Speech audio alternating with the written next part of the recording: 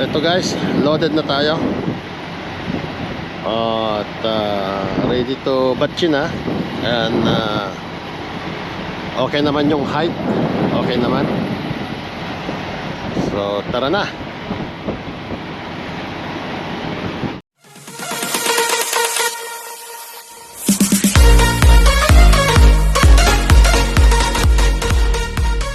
Tayo sa gitna ng runway. And hanapin natin yung aircrafts. Approaching destination in a quarter mile on the right side. Ayan.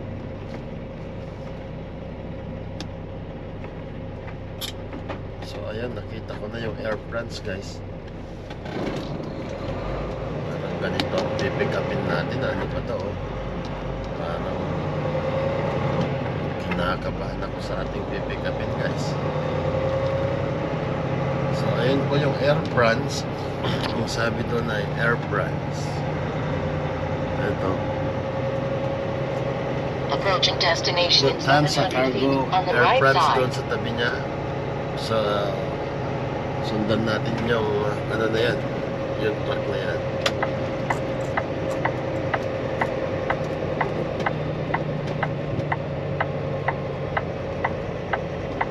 Air France.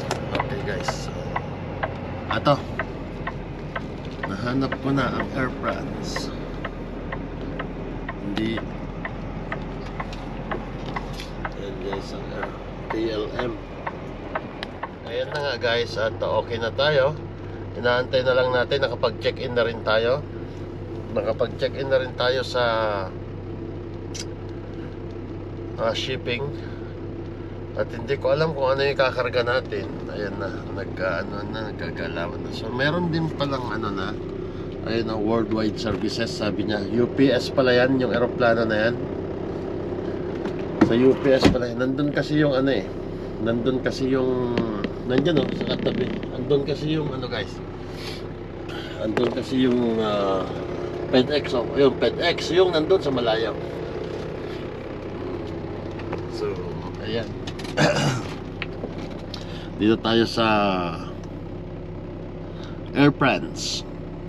Air France pala at saka KLM. Parang hindi ko alam kung anong relasyon nila, pero magkasama sila eh. Nakita ko doon sa loob nung nag-check-in ako, ang sabi ay Air France KLM. So yung KLM siguro ay operated by Air France. Kasi nung nagpunta ako dito sa Canada, guys, ang sinakyan ko ay KLM from Netherlands to Vancouver, Canada. Ang sinakyan ko ay KLM. Kaya malaki rin, ang ganda rin ng kanilang serbisyo. Pero yung ano, yung sinakyan ko from Dubai to Netherlands is parang Air France. So pagdating ko ng Netherlands, lumipat ako ng eroplano sa KLM. So parang ano sila,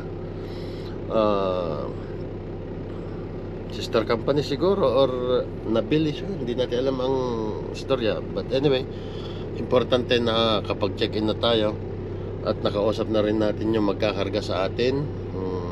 Akala niya dry van yung dala natin, sabi ko hindi. Step deck tayo. Labasin natin. Maraming naka-check-in, maraming naka-check-in guys. Kailangan lang natin magsuot ng kung ano-ano para hindi tayo maano-ano, di ba? Mahangin.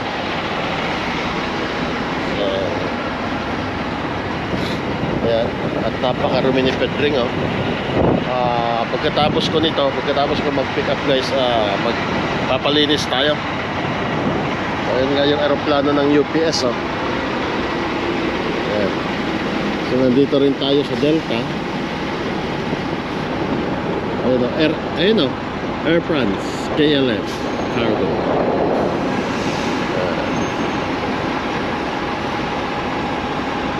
Antayin natin, pinapunta tayo ng nandiyan ako kanina, nakapila ako dyan kasi yan ang parkingan, yung linya ng parkingan. Sabi niya, punta daw ako dito sa tree, magpark daw ako dito. So, antayin natin. Ito, empty pa tayo, naka flatbed tayo. Ay, step deck pala, step deck. Ayan, pagkakaiba, flatbed pa rin na 53 feet itong atin. Quad axle ito, pero hindi natin gagamitin yung pang Oregon, Washington lang yan pag ibinaba yung ibinaba itong gulong. Hintayin natin.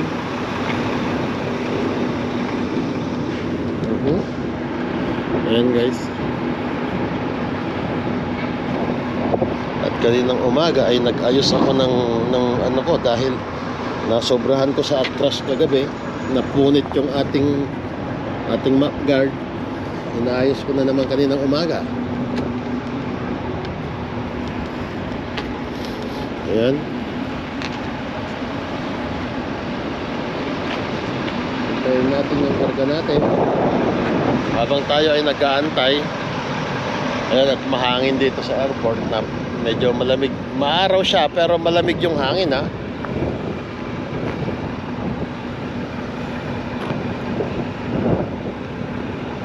Hintayin natin guys. Ayan, naka-ready na si Pedring. Kakargahan na lang. Hindi ko alam kung ano yung pangarga nila. At the same time, mag-day off tayo pagkatapos natin magkarga.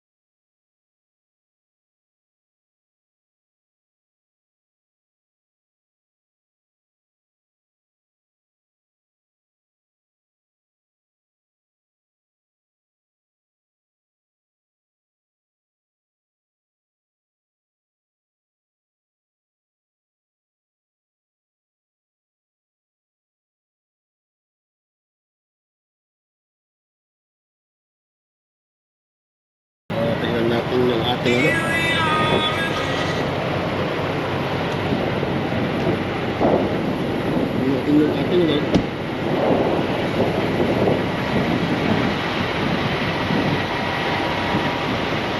Hello.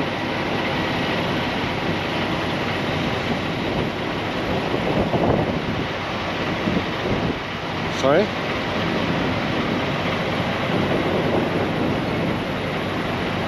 Yeah.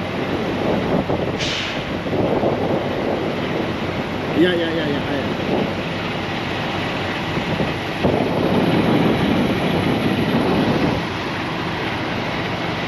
For the load? Actually, I'm still here. Yeah, I'm still here. I'm still loading.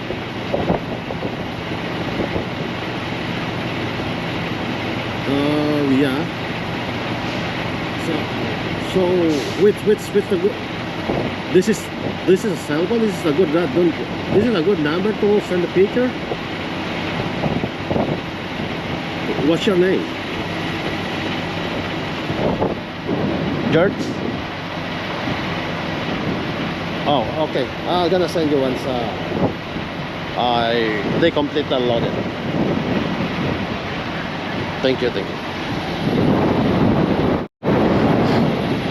So, ito guys, loaded na tayo. At ready to batch na. And okay naman yung height. Okay naman. So, tara na.